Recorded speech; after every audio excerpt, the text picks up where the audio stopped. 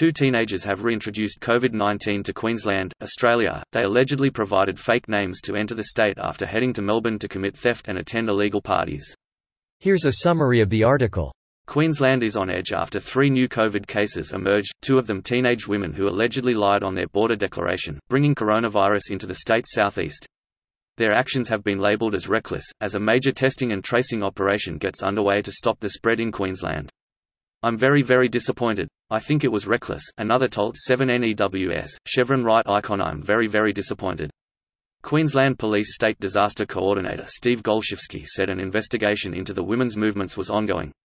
Because of the decisions of these 2 women, that brought the virus back to Queensland, thousands more will have to be tested and self-isolate.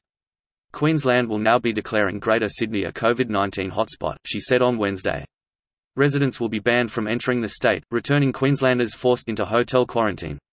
This post received a score of 55,000, with an upvote ratio of 95%.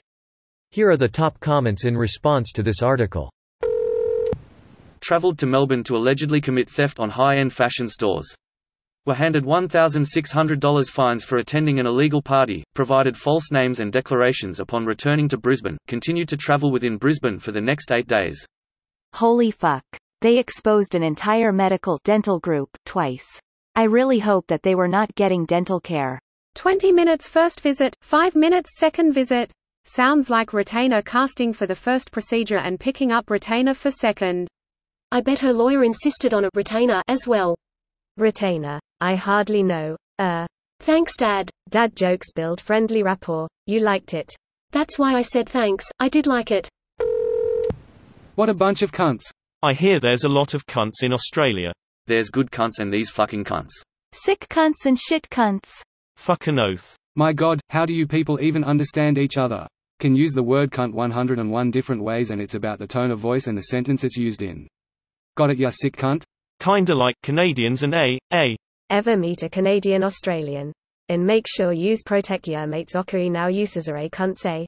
Exius moi, us a koiwi, oi foendiorum prasinishan of oi or accent eind culling it Australian deeply offensive.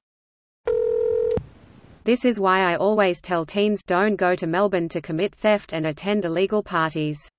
Yeah, my mum always said best go to Sydney for that. Better cocaine in Sydney. Primary reason these young women did so was the rob high fashion shops.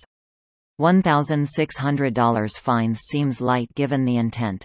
$1,600 fines had nothing to do with the intended robberies and everything to do with violating COVID regulations in Melbourne.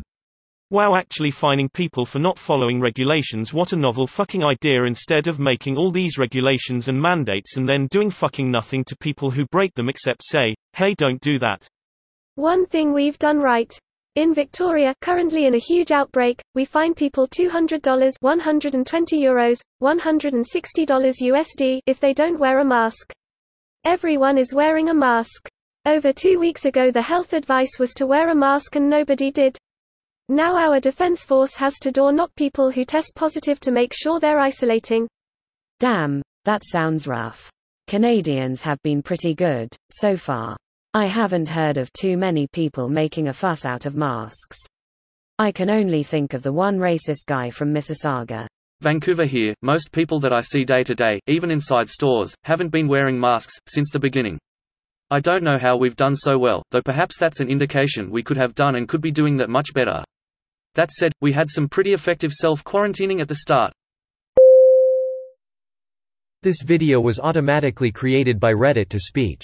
The article and comments in this video were selected from Reddit according to their upvotes, and any paraphrasing was performed by smmry.com, without any human intervention.